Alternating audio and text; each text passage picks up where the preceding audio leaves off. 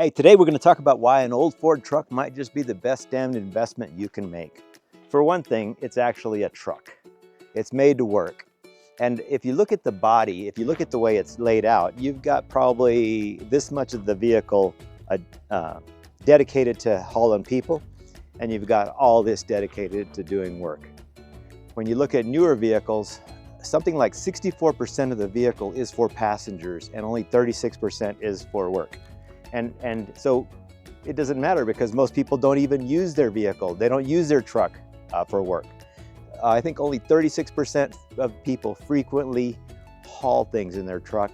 Only 7% of people tow with their trucks. I know there are people in boardrooms that are sitting there saying, okay, does the customer really care if we have this upgraded suspension or if we have the frame this much thicker or whatever?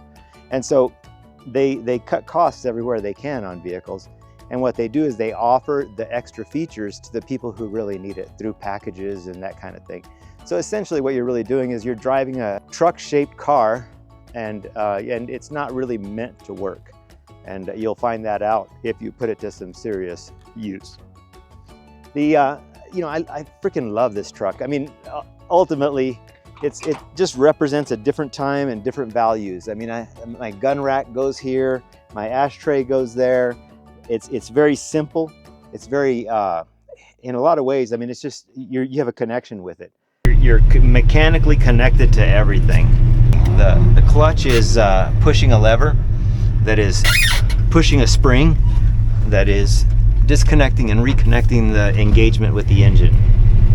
The lever is obviously shifting gears, putting it through different gears, with first gear being, I believe, not a synchro.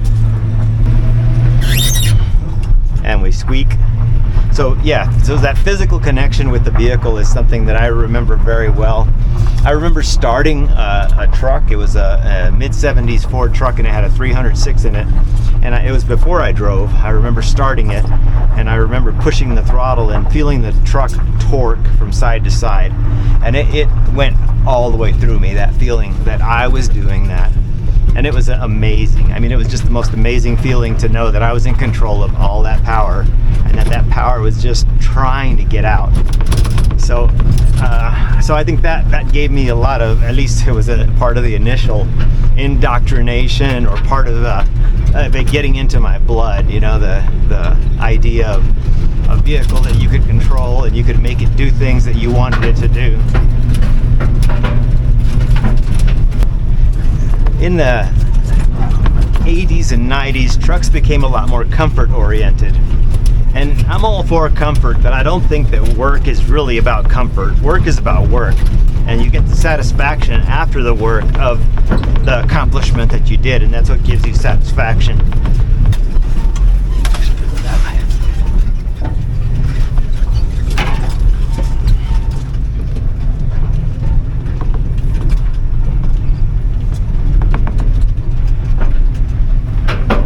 Here we are, back to civilization.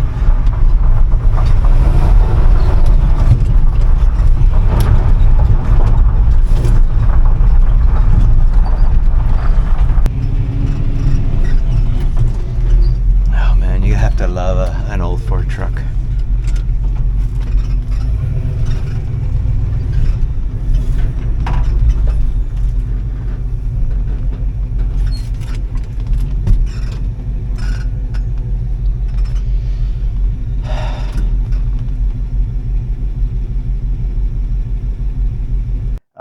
It's not meant to be super comfortable. I mean, you can get air conditioning in these in the 70s, and really you could just drive it down the road. I mean, we were a lot tougher humans in the old days.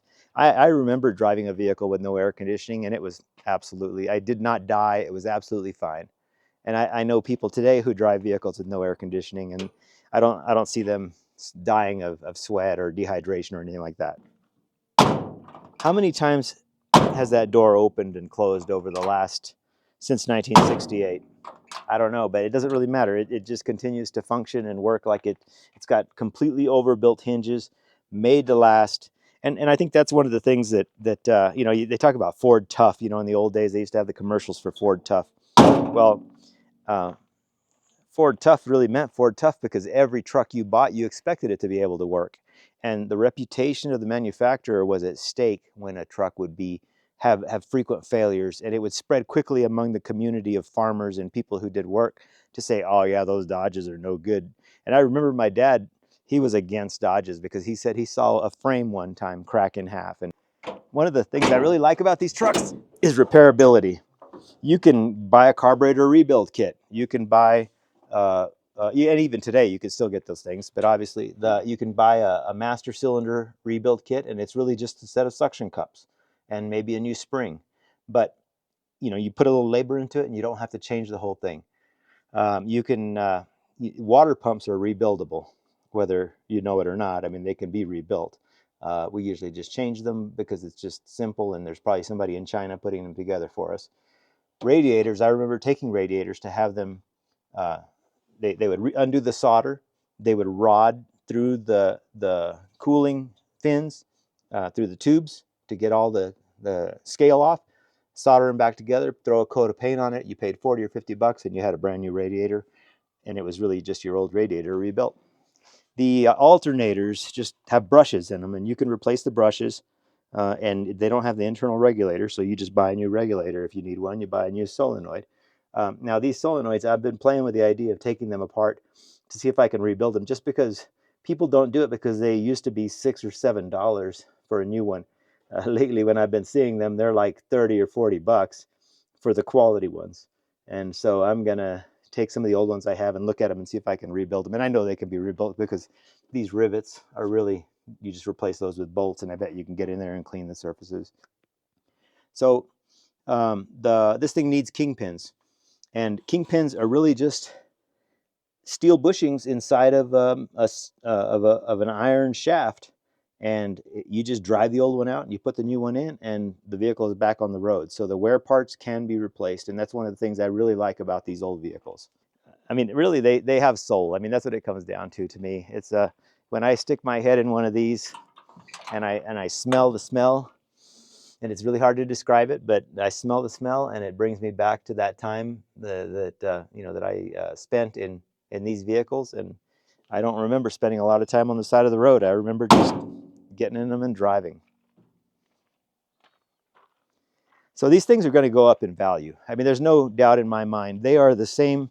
You look at the model of the old Ford Broncos and what's gone on with those vehicles. I mean, they have doubled, tripled, quadrupled, and even more in price. And essentially all they are is very simple. I mean, they're just like this. I mean, they're simple styling, thick steel, solid drivetrains, the exact same drivetrains that you find in many of these trucks, same manual transmissions, same clutches, same 9-inch rear ends in the back, I think, and it will always have utility. And this thing is not going down in value; it is going up in value, and you can do a lot with it. And so we'll talk about upgradability. You can upgrade the heck out of this thing. There are companies that will take this vehicle and restore it to like new condition, or they'll take it and they'll upgrade it and they'll put fuel injection on it, air conditioning. I mean, and in the end, you're going to spend less than the cost of a new truck, but you're going to have something that has style, substance, soul, something you can use, something you can, it really, I mean, they're iconic. You close your eyes, and when I say a Ford truck, what do you see? Well, you probably see something very similar to this if you grew up at a certain time like I did. If you say Ford truck short bed, you probably see either something like that over there, or you see one with the style side or the flare side, with the fenders and everything else. So, I mean, I think these are ingrained in our psyches, and they're ingrained there for a reason, because we've seen them work. Man learned to do fire, and then he learned to pull stuff out of the ground and put it to the fire and make it into alloys, and then he learned to build freaking trucks. And so we have these things, but they no longer exist. You can't buy something like this today. One of the things that continues to help me believe that they're going to go up in value is that this truck runs, drives, needs some work, but you can buy trucks today for it seems like they're either $1,800 or they're $12,000 or $20,000. So I mean, that's a pretty wide range, and what that tells me is that there are people who see the value and are paying the big money for vehicles like this. And then there are people who are just getting rid of these things. So we're kind of in that place where buying those things and putting time and money into them is not going to be wasted time and wasted money.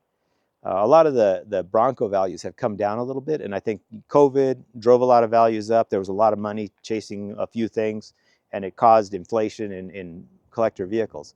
Well, those values have come down, but they haven't come down to where they were before. They're going to continue to go up, and what will happen is people will get used to the new normal, and then they'll go ahead and then the prices will start rising back again. So, and they should, because there is nothing like this on the market today. I'm going on and on, but I think that's really what I wanted to tell you about Ford trucks and why you need to get one and why I think they're a great investment. And I'd like to see one in everybody's driveway, and I'd like to see them driving something a little more efficient on their day-to-day commute. Thanks for watching.